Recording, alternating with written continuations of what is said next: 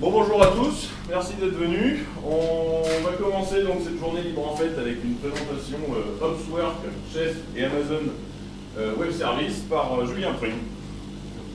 Bonjour. Donc comme l'a dit Laurent, on va commencer cette journée libre en fait par une conférence sur Amazon et Chef et son service Hopswork qui est l'implémentation de Chef dans Amazon. Est-ce que déjà dans les termes il y a des gens qui savent, est-ce que ça nous parle déjà un petit peu? Chef, bon, Amazon, je connais. On part un peu du début, on explique tous les concepts quand même pour. Voilà. Alors, globalement, pour présenter un peu l'affaire, le souci aujourd'hui, c'est qu'on a de plus en plus de serveurs par admin 6, de plus en plus de serveurs dématérialisés par entreprise. Alors que ce soit dématérialisé sur un cloud dans l'entreprise ou loué chez Amazon ou autre prestataire de services, on va avoir besoin de configurer une énorme quantité de serveurs. C'est pour ça qu'il y a des solutions qui sont mises en place qui s'appellent le provisioning. Donc on va voir ce que c'est. Le provisioning et qui va créer une nouvelle sorte de sysadmin, donc ce qu'on appelle des DevOps. Des gens qui vont développer leur infrastructure au lieu d'aller la configurer sur chacun de leurs serveurs. Parce que quand on a 5 ou 6 serveurs, aller configurer chacun des serveurs et régler les problèmes de tous les serveurs, c'est une tâche assez simple. Mais quand on va en avoir une centaine, ou 200, ou 300, ou autant qu'on peut en imaginer, ça va devenir plus compliqué. Hop, ma petite manette. Donc le provisioning, qu'est-ce que c'est? Le provisioning, en deux mots, c'est l'automatisation de déploiement d'infrastructures. Ça va nous permettre de faire une gestion de configuration et de garantir une consistance de nos configurations au travers de toute notre infrastructure. Tous nos serveurs vont être configurés de la même manière. On pourra relancer un serveur en environnement de développement sur un clic et savoir que ce serveur sera configuré correctement, ce sera déclaré correctement auprès de tous les services dont on a besoin. C'est la magie du provisioning. Donc pour ça, on a deux grosses solutions sur le marché. On a Chef et Puppet. C'est un peu le même duel que Vim et Emacs. Les deux font globalement la même chose de manière différente. On obtient les mêmes résultats. Alors, moi j'ai choisi Chef. J'ai pas vraiment choisi parce que j'utilise Hopswork qui utilise Chef, enfin une petite partie de Chef. Et la différence principale qui fait que moi je préfère Chef à Puppet, c'est que Chef, nativement, on va développer nos scripts en Ruby. Tandis que Puppet, nativement, on les développe dans un langage développé par Puppet Lab qui est basé sur des fichiers JSON. Donc ça oblige d'apprendre un langage qui va ne servir que pour Puppet. Et ça, je trouve ça fondamentalement contre-productif. Bien qu'à l'heure actuelle, Puppet accepte des configurations en Ruby. Mais ça demande une configuration supplémentaire et c'est pas géré nativement. Et bien sûr, il à chaque fois. Alors, Chef, du coup, rentrons un peu dans les détails. Donc Chef, c'est une solution de provisioning qui est open source, qui est distribuée sous licence Apache par Opscode, qui a changé de nom très récemment pour GetChef, à cause des confusions. Donc sur leur site, on peut voir un très beau message de blog qui explique pourquoi ils ont changé de nom, parce que personne ne savait que quand ils travaillaient chez Opscode, ils travaillaient sur Chef. Voilà. Donc ils ont changé de nom. Opscode va nous proposer deux solutions. Soit d'héberger directement notre serveur Chef dans leur infrastructure et de s'occuper de la gestion de notre serveur. Alors à partir de là, il suffit d'aller sur le site de GetChef, de demander un compte, et on paye après au nombre de nodes que l'on va gérer. Donc, les nodes, c'est les ordinateurs que l'on va configurer depuis notre serveur Chef.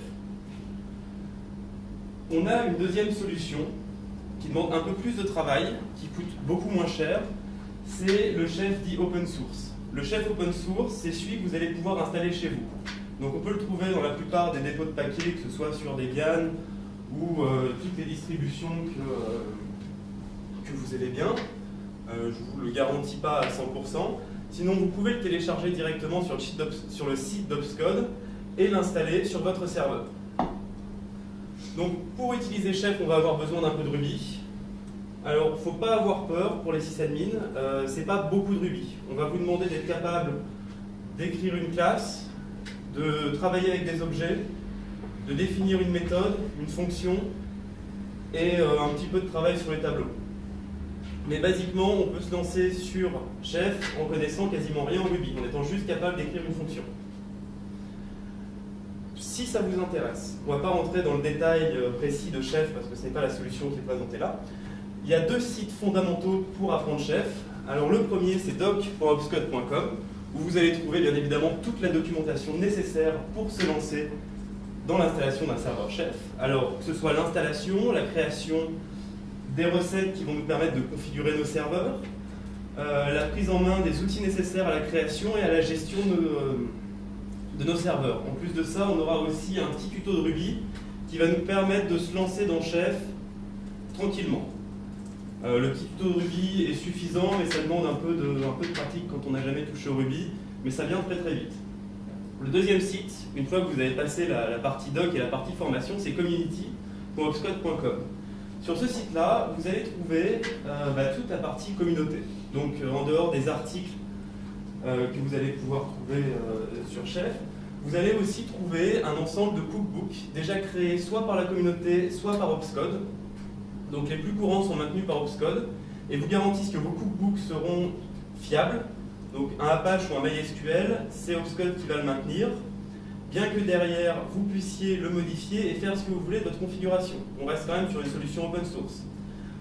La plupart des cookbooks vont être hébergés sur GitHub, donc c'est simple, vous forquez, vous clonez, et si vous voulez l'améliorer et rendre à la communauté un petit peu ce que vous avez pris, vous pouvez vous réintégrer au projet et proposer des améliorations.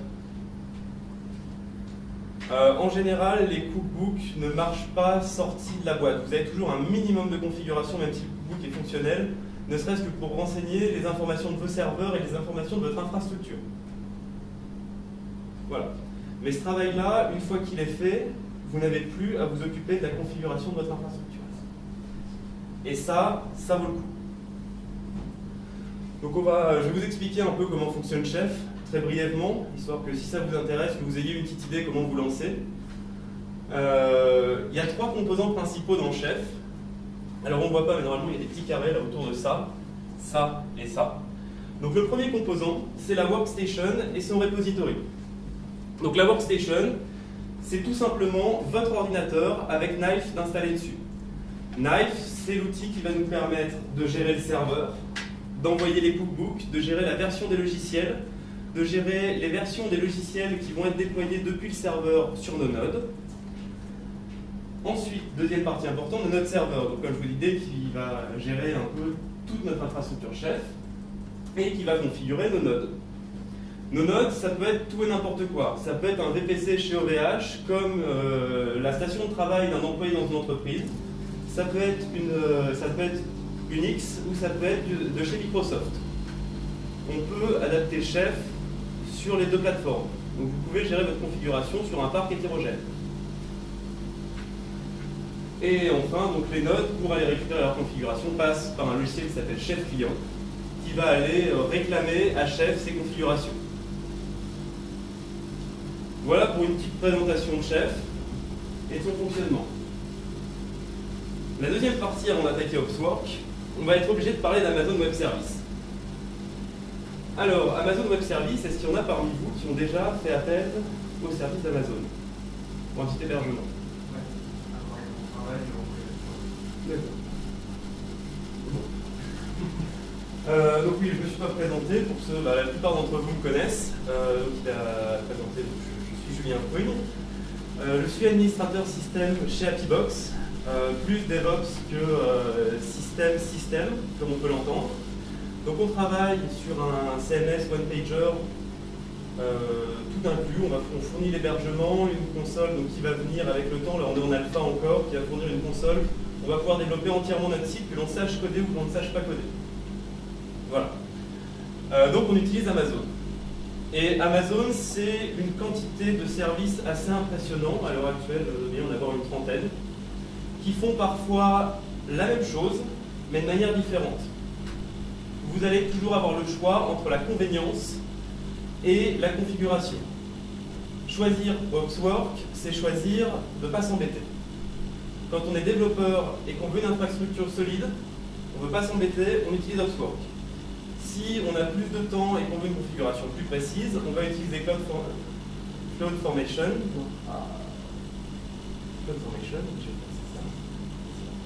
Qui va nous proposer beaucoup plus de configurations et qui va nous permettre de gérer l'intégralité de notre infrastructure. Donc je vais vous parler de quelques services d'Amazon qui sont quand même assez intéressants.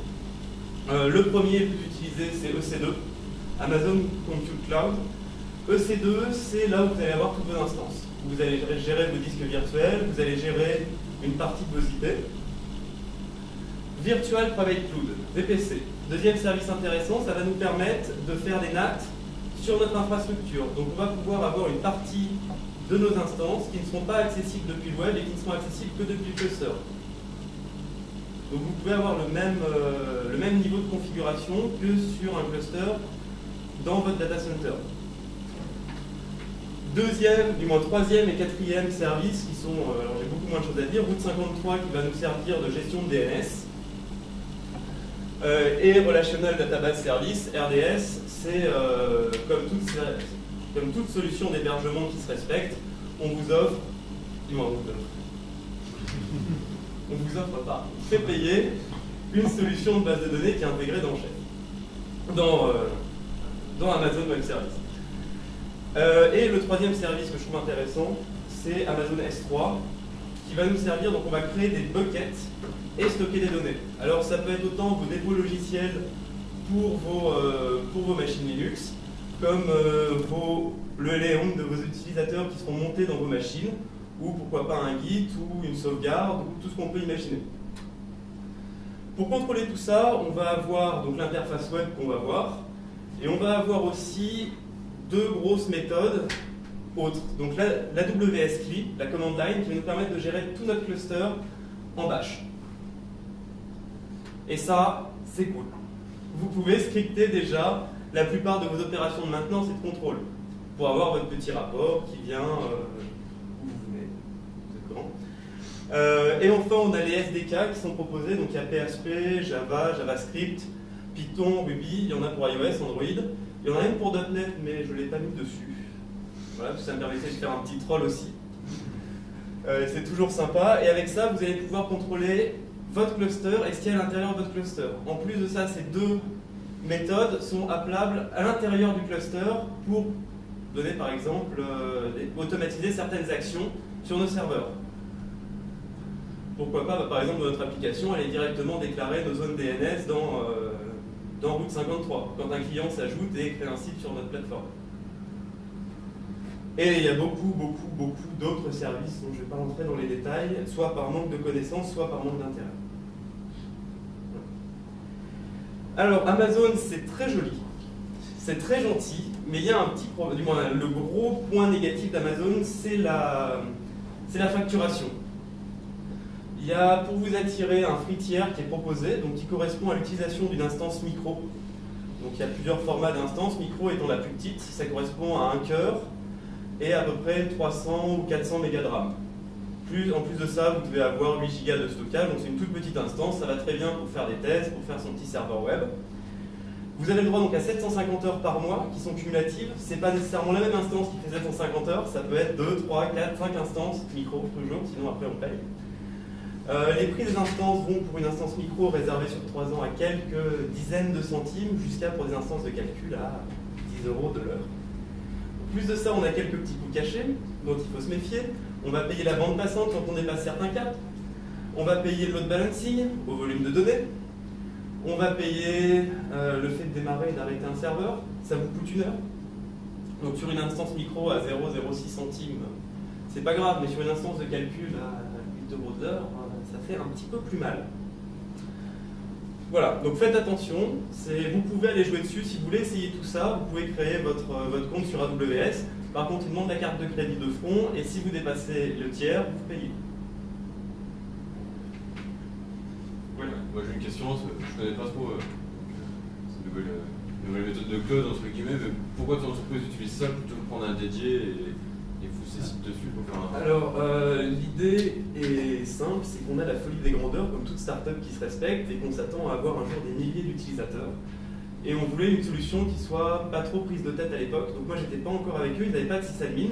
Et donc, ils ont pris Amazon Web Services. Accessoirement, on est une startup sans grands moyens pour le moment. Donc Amazon Web Services nous permettait d'avoir des instances pas trop chères et d'avoir des instances gratuites pour la période de développement et quand même avoir une présence sur le web. Voilà. Et le fait de payer à la consommation, ça nous permet de faire les tests, de couper les instances qu'on n'utilise pas et de les rallumer pour après faire d'autres tests et pas avoir un dédié où on sait qu'on va payer tant par mois. Okay. On peut réduire notre consommation, on peut réserver nos instances, on a plein de moyens de gérer ça. En plus de ça, on a intégré toute notre solution dedans. Nos DNS sont gérés dans Route 53. Quand on crée un site sur Happybox et qu'on veut son DNS, on peut directement le faire gérer par Happybox. Voilà. Voilà pour Amazon. Donc maintenant, on va rentrer un peu dans le vif du sujet. Donc on va rentrer dans Opswork en lui-même. Alors, je me suis dit, ça pourrait être une bonne idée de vous mettre un schéma sur comment ça marche de front et de vous expliquer après. Donc globalement, Opswork, c'est un service dans AWS qui est disponible depuis Internet pour vos utilisateurs. À l'intérieur d'Opswork, on va créer des stacks, donc qui sont des piles applicatives. Dans ces piles, on va créer des couches qui vont être des serveurs à peu près identiques. Et on va mettre tout ça ensemble, et ça va être magnifique, et après on n'aura plus qu'à cliquer sur un bouton pour déployer un serveur. En plus de ça, on a la possibilité de déployer des applications depuis des repos de source. Donc là, pour l'exemple, ce sera du GitHub, mais Git, SVN, tout ce que vous pouvez imaginer. Et vous avez un repository pour vos cookbooks pour gérer la configuration de vos serveurs. Ça, on va rentrer dans le détail, j'en ai pas mal parlé, mais j'ai toute une partie pour ça. En plus de ça, dans la démo, j'en ai préparé un simple pour qu'on puisse regarder ça et avoir une petite base sur les cookbooks et se faire une idée de ce à quoi ça peut ressembler en minimal. Alors, donc une stack. Une stack, c'est une unité logique qui va correspondre plus ou moins à une application ou à une logique métier qui va comprendre plusieurs couches et donc plusieurs instances EC2. Je crois que j'ai tout dit, je suis très fier de mon admiral Akbar. Alors, on va rentrer dans les couches maintenant. Notre stack est composé de couches. Une couche, c'est un ensemble de serveurs qui vont être configurés de la même manière. Donc on va avoir des couches qui sont prédéfinies et proposées, préconfigurées par Opswork. Donc on a des serveurs d'application, que ce soit du Node, du Java, du PHP, du Ruby, du Python, et toutes celles que vous pouvez configurer par vous-même. Dans celles configurées aussi, j'ai oublié de le mentionner, MySQL, Load Balancing qui sont intégrés directement. Le Load Balancing, ce sont automatique, il n'y a pas besoin de plus de configuration. On va faire ça aussi dans la démo.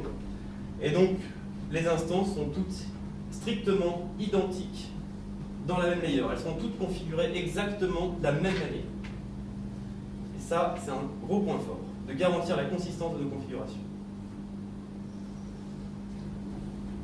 Et enfin, dernière chose qu'on va utiliser, c'est des apps. Alors, des apps, c'est pareil. On a autant de types d'apps qui vont être gérées que de couches prédéfinies, donc du PHP, du Rails, du Node, plus toutes celles que vous allez pouvoir configurer. Au final, une app, c'est un repository et l'endroit où on va la déployer. Si on choisit par exemple de le mettre sur Node, sur PHP, sur Rails, il va respecter toutes les configurations de la couche d'au-dessus et gérer ça tout seul. Donc vous avez juste à appuyer sur le bouton « Déployer mon application » pour déployer votre mise à jour sur tous vos serveurs ou une partie de vos serveurs. Voilà. Pour ça. Maintenant, on va rentrer dans les cookbooks. Dernière partie importante à connaître avant de se lancer dans Opswork, c'est les cookbooks. Alors, un cookbooks chez Chef, c'est un... Ah, on va même aller sur le slide suivant, ça va être encore mieux. Un cookbooks, c'est un ensemble de dossiers et de scripts qui vont définir une configuration. Basiquement, on a au moins un metadata.rb qui va définir, les dépendances de notre cookbook, savoir si par exemple vous avez fait votre cookbook maison pour déployer votre application, vous allez peut-être dépendre d'un Nginx ou d'un Apache, peut-être d'un MySQL, et il faudra que ces cookbooks soient déjà configurés à l'intérieur et soient disponibles dans votre repository de cookbooks.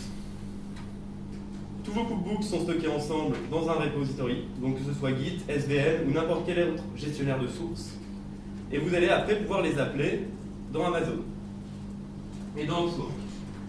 Donc l'architecture basique un metadata.rb et un default.rb dans nos recettes. Nos recettes, ça va être la méthode de configuration. C'est comment on va installer, où on va installer. On va pouvoir faire appel à nos gestionnaires de paquets pour installer le logiciel depuis des repos.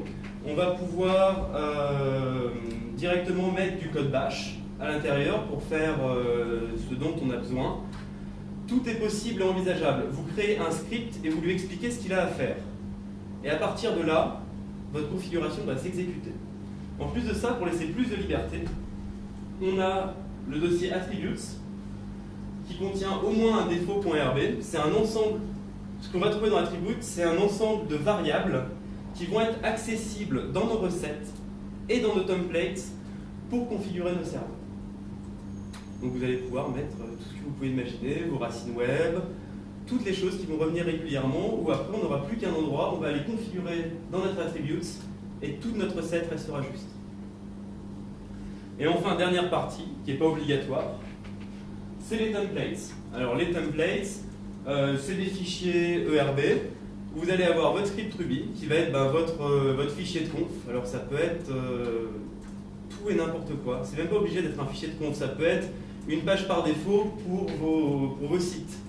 Ça peut être des configurations de vhost et un template de vhost qui automatiquement va déclarer votre vhost sur votre serveur Apache. Voilà. Puis à l'intérieur de ça, vous avez accès à vos attributs. Et dans Chef, on a accès aussi à des databags. Donc les databags, c'est pour stocker des informations plus sensibles qui vont être cryptées et qui ne vont pas être mis dans vos repositories, qui vont être récupérées à côté pour ne pas avoir à mettre vos informations sensibles dans votre repo. Sur Opswork, il n'y a pas vraiment d'utilisation de databags, mais on a la possibilité de donner des fichiers JSON avec nos paramètres. Donc on peut remplacer les databags et les sortir de nos repositories. On peut sortir des informations critiques de nos repositories pour les configurer au dernier moment.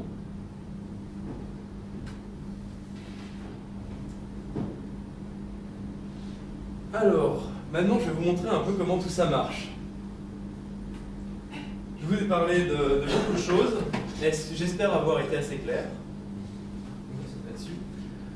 Donc, globalement, nous, ce qu'on va faire, on va aller créer une stack. Du moins, j'ai déjà créé une stack, je vais vous montrer comment créer une stack, comment créer des pushes à l'intérieur, comment déployer une application. Le but, c'est d'avoir une application PHP qui va être sur 2 instances micro, qui vont être exactement les mêmes, derrière un load balancer. Et après ça, on verra un petit cookbooks que je vais préparer rien que pour vous. Donc vous voyez tous les services d'Amazon EC2 qui sont quand même assez importants. On va se mettre en plein écran, ça sera plus agréable. Donc nous, on va vouloir aller dans Opswork. Donc j'ai déjà créé une stack. Mais pour en créer une, il suffit de cliquer sur Add Stack, de lui définir un nom, une zone par défaut qui sera la zone physique d'hébergement. Alors moi, par défaut, dans mon cluster, je m'héberge en Oregon. Alors j'ai décidé de ça totalement de manière arbitraire. On va pouvoir définir la clé SSH par défaut pour se connecter, notre identity file qu'on a récupéré et qu'on a configuré dans EC2, qui sera le même sur tous les serveurs. En plus de ça, vous allez pouvoir créer des rôles IAM. Vous allez pouvoir mettre en place des rôles IAM qui sont des contrôles d'accès et choisir des profils de sécurité par défaut. Voilà. Et une fois que vous avez fini, vous cliquez sur la stack. On verra les paramètres avancés un poil plus tard. Donc on va changer de stack, on va revenir dans celle que j'ai déjà créée. Parce que j'ai fait les tests hier, et pour booter l'instance, il me faut une dizaine de minutes. Et une dizaine de minutes, c'est pas tout à fait faisable là. À attendre et à regarder que ça configure. Surtout qu'il n'y a pas de log en temps réel. On les voit qu'après les logs. Donc on regarde juste un truc dire ça arrive. Donc j'ai déjà créé une instance, mais on va quand même en créer d'autres. Donc on va commencer par créer une layer, ce qui est la première étape. J'ai créé une layer PHP et on veut un load balancer. Donc tout simplement, on va cliquer sur Add Layer, choisir la layer par défaut HAProxy, qui est notre load balancer. Alors il nous propose des statistiques, des options par défaut. Au final, vous avez juste, si vous ne voulez pas de statistiques, vous cliquez sur No et vous avez juste votre load balancer.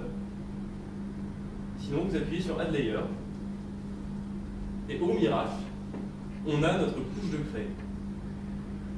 Ça, c'est vraiment très très bien pour les développeurs qui n'ont pas envie de s'embêter avec le système et qui ont quand même envie d'une infrastructure assez stable. Donc maintenant, pour ajouter nos instances, on va juste les ajouter comme ça. Elles sont préconfigurées. On choisit le type d'instance qu'on va vouloir prendre. Donc nous, on va rester sur des micros, en restant dans le tiers gratuit. Mais comme vous voyez, vous avez pas mal de choix. Alors ça va être soit de la puissance de calcul, soit de la puissance de stockage, soit plus de RAM, soit plus de CPU, soit des instances juste très grosses. Donc vous définissez sa taille, vous cliquez sur Add Instance. Ensuite, on va rajouter une deuxième application, une deuxième instance PHP, parce que sinon ça ne servirait pas à grand chose d'avoir un load balancer si on avait qu'un seul serveur derrière. Donc même concept, il nous choisit le nom pour nous. Alors accessoirement, il y a plein de thèmes de noms. J'ai décidé de le faire par rapport au type de layer pour que ce soit plus clair, mais vous pouvez avoir des dieux japonais, des dieux grecs, des noms de cupcakes, des noms d'animaux. C'est pas très pertinent comme information, mais j'aime bien le dire. Voilà, alors une fois qu'on a créé nos instances, on n'a plus qu'à leur dire de démarrer. Bon, pendant qu'elles vont démarrer, elles vont mettre un petit moment. T'as pas défini d'OS? J'ai défini dans la stack, j'ai pris donc... l'OS est défini par défaut dans la stack, mais si tu regardes ici dans PHPA, on va l'avoir de noté normalement. Alors là, c'est du Amazon Linux par défaut. Voilà. Alors d'habitude, je mets des petits Ubuntu 12.4. Alors par défaut, c'est Ubuntu 12.4, Red Hat et Amazon Linux. Alors Amazon Linux et Ubuntu sont les moins chers. Red Hat, vu qu'il y a une licence à payer en plus, la facturation à l'heure est un petit peu supérieure. Et accessoirement, vous avez plein d'images qui sont disponibles sur le site, qui sont disponibles sur AWS, qui vont être soit payantes, soit gratuites, qui peuvent devenir vos images par défaut dans vos couches. Et vous pouvez créer vos propres images de serveur pour avoir vos images par défaut. Et accessoirement, si vous voulez faire un peu d'argent, vous pouvez revendre ces instances et ces images par défaut en précisant un coût d'utilisation à l'heure. Ça, c'est cool. Donc, on a créé notre serveur pour héberger notre application. Maintenant, il va nous falloir créer notre application. Donc, je vous ai fait une petite application PHP, rien de bien méchant, que j'ai hébergée sur GitHub, qui va juste nous dire bonjour, le nom du serveur, et qui nous donne accessoirement la quantité de swap disponible sur le serveur. C'est par rapport au cookbooks de tout à l'heure, il me fallait un moyen de vous le montrer sans aller dans un terminal. Donc, pour créer notre application, on va l'ajouter, on va lui définir un nom. Donc, prise de tête, PHPA. Je laisse le document de route par défaut qui va être /var/vvv, vu qu'on est sur un Apache, mais vous auriez pu configurer dans votre cookbook Apache qu'il est ailleurs. Et dans ce cas-là, vous le définissez ici. Et enfin, dernière étape, c'est d'aller chercher notre repo, de récupérer juste l'adresse. Donc, vu qu'il est public, j'ai pas besoin de la clé de déploiement pour aller l'installer dessus. Je copie mon adresse. Je démarre mon app, et après, pour la mettre en place, on va aller la déployer et avoir le choix de nos serveurs. Donc les autres sont en train de booter, donc on ne peut pas les mettre tout de suite. C'est pour ça qu'il y a une instance qui est déjà préconfigurée pour éviter de perdre les 10 minutes de démarrage. Et enfin, on déploie. Et on attend que ça marche. Alors là, on va prendre une petite minute ou deux pour pas avoir grand-chose à faire. Tes attributs, là tu les as pas configurés en fait. Là, j'ai rien configuré. Je me sers des capacités d'Opswarp native pour gérer une stack PHP ou Node.js ou Rails. Ces applications par défaut qui sont gérées par Opswarp et qui ont déjà été configurées.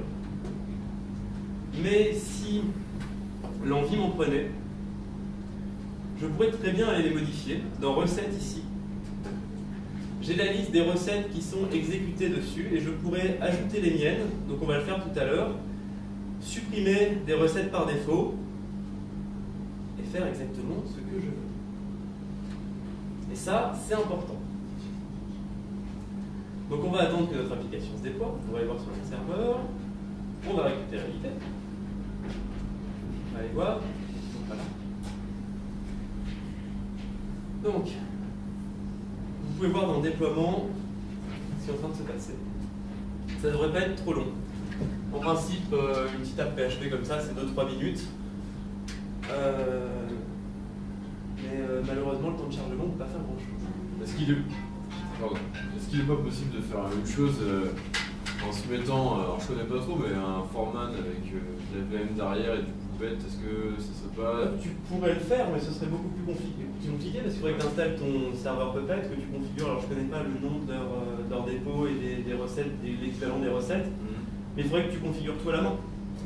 Ouais. Donc là par exemple, Opswork, c'est pas un service qui est payant. Il est compris dans ce que vous payez pour vos instances. Donc vous pouvez l'utiliser en utilisant naturellement vos instances AWS. Donc ça évite aussi de payer une autre instance pour aller mettre un serveur Puppet ou un serveur chef, ou d'aller payer un hébergement chez Opscode. Voilà. Et ça évite la gestion d'un serveur complet. Donc on voit que notre développement c'est terminé avec succès. Donc on a accès évidemment au log de notre déploiement pour voir toutes les opérations qui ont été effectuées durant le déploiement. Donc vous voyez, ça fait 2-3 informations à les lire. Quand ça marche, ça n'a pas beaucoup d'intérêt. Et maintenant, on va lancer et on va récupérer notre site. Donc c'est tout simple. Accessoirement, donc, on voit que sur notre serveur, on n'a pas de swap. Si vous allez voir dans les sources, j'ai juste fait un petit appel en PHP pour dire je fais mon appel, je fais mon free et puis je fais le truc. J'ai voulu faire un truc joli après avec un hook et les boutons de bootstrap, mais il était déjà 7 h du matin et j'en avais marre. Alors ce sera moche comme ça. Voilà. Alors, retournons à notre stack pour voir ce qui s'est passé. Vous voyez, nos instances, elles sont toujours en train de booter. Donc on va continuer. Alors, dans la démo, ce qui est prévu, c'est que notre instance PHP, ici, elle plante. Pour une raison simple, c'est que l'instance micro n'arrive pas à gérer un des plugins quand il est envoyé. L'instance micro n'arrive pas à gérer l'installation du cookbook Ganglia. Elle n'arrive pas à allouer assez de RAM. Si on redéploie après, ça passe sans problème, mais c'est juste que dans l'ensemble, elle doit se perdre et pas avoir assez de mémoire. Et donc du coup, pour pallier à ce problème-là, je vous ai fait un petit cookbook qui va nous permettre d'ajouter de la swap sur notre serveur. Donc maintenant, on va ouvrir Sublime. Alors, c'est peut-être pas clair. Est-ce que quelqu'un sait comment on fait un zoom installateur?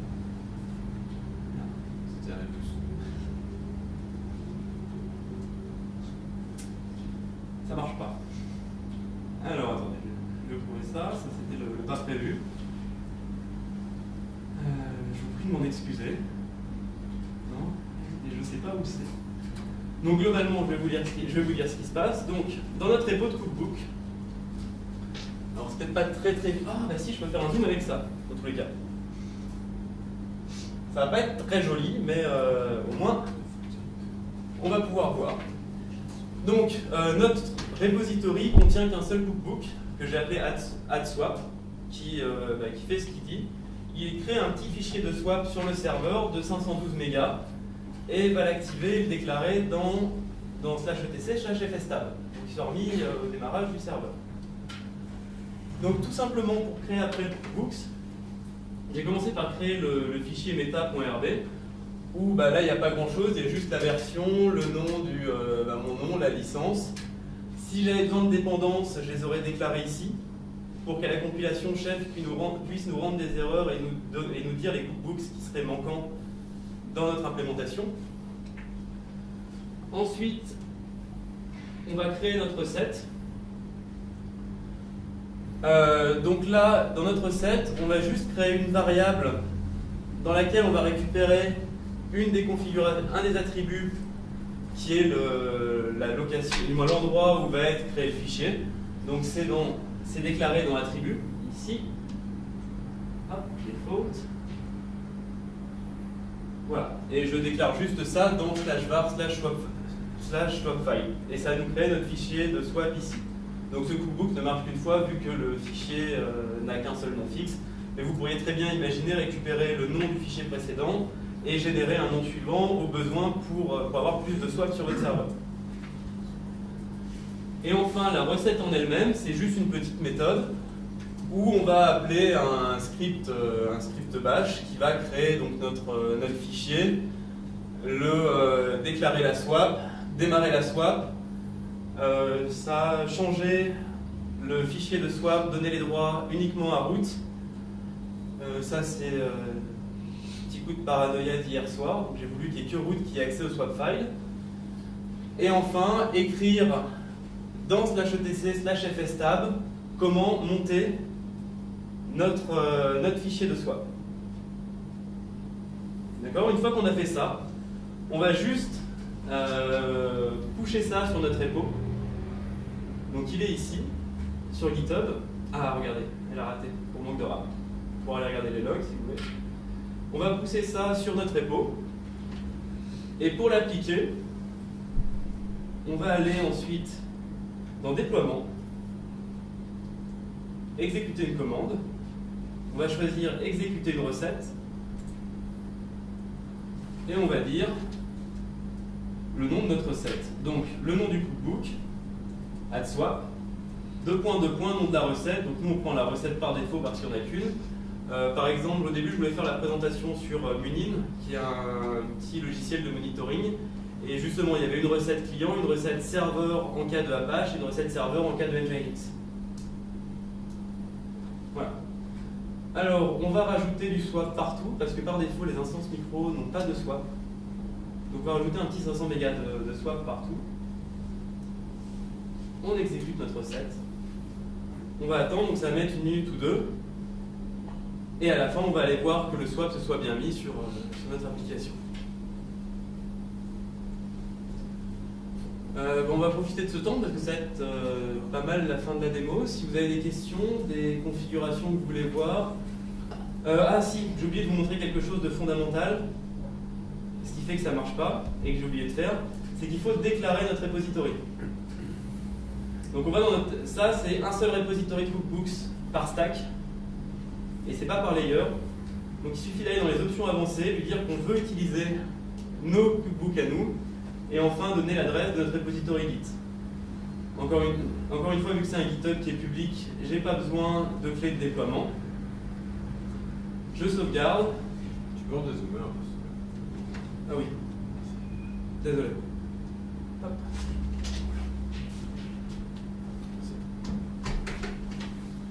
Ça va mieux. Donc maintenant qu'on a ajouté notre ensemble de cookbooks, ce qui va beaucoup mieux, on va pouvoir retourner dans déploiement. Et plutôt que de s'embêter à reconfigurer, on va lui dire recommence. Et on reprend, on réexécute de la même façon. Donc là, on va attendre que ça marche. On va espérer que ça marche. On va croiser les doigts pour que ça marche. Je l'ai testé assez de fois pour espérer que ça marche. Et du coup, tous nos serveurs, on a un petit 512 mégas de swap en plus. Donc sur des instances avec 400 mégas de RAM et un CPU, ça nous donne un peu plus de liberté et on est beaucoup libre sur notre petit serveur web.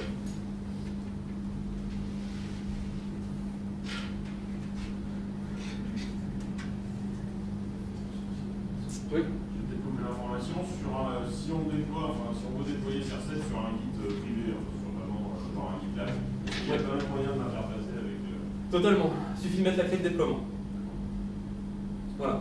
Là, il n'y a pas GitHub, c'est le repo GitHub public, c'est le plus facile parce que c'est celui qui marche tout le temps.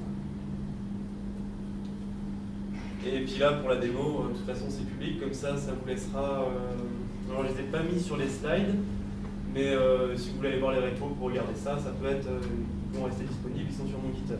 Et vous allez voir qu'il y a plein de commits tout pourris de partout parce que j'ai fait plein de tests, que ce soit sur les cookbooks ou sur la petite app PHP.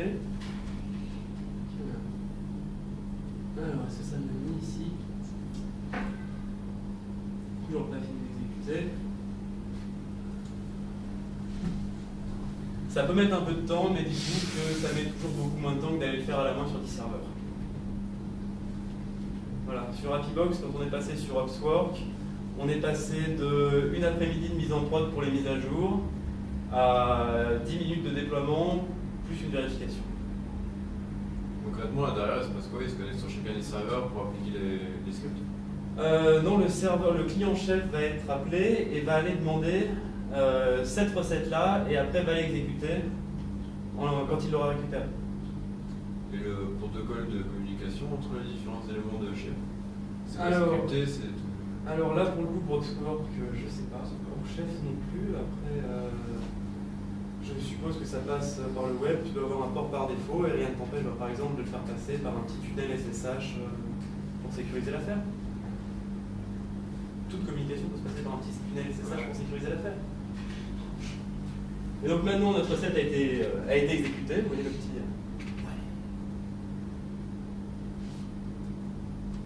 Et donc du coup, on est passé à 511 mégas de RAM. Dernière erreur à corriger qui vient donc pour laquelle on a créé Scoopbooks, c'est refaire un déploiement de notre stack PHP, du moins notre layer PHP, sur le serveur 2. Donc pour ça, on va rester dans le déploiement. On va faire run commande, et pour exécuter les configurations, donc on va enlever les deux autres serveurs, on veut juste reconfigurer celui-là. On va utiliser deux méthodes, donc setup et configure. Si on envoie setup, qui va nécessairement lancer configure, qui va s'occuper de configurer et de rappeler toutes les recettes sur notre serveur. Donc là, c'est le setup qui ne marche pas, parce qu'il n'arrive pas à aller mettre le client dans le grillage. Et donc là, ça va beaucoup plus vite qu'avec tout le boot. Et on aura pas mal fini après ça. Juste attendre que ça s'exécute. En espérant que ça s'exécute bien pour pas que je passe trop pour un con. Et voilà, donc si vous avez des questions sur Opsworks, sur AWS, bah,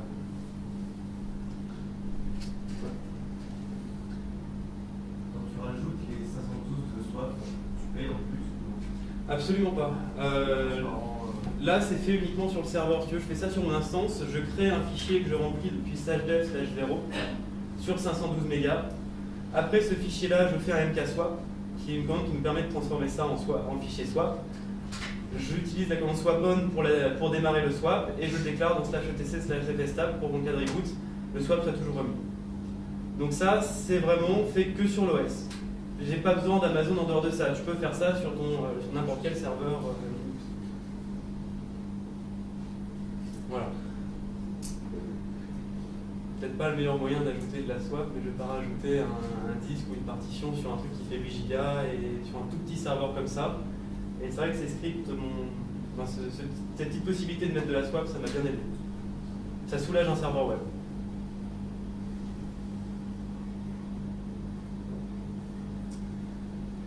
On peut considérer que c'est fini pour le coup. Ok. Voilà. Merci.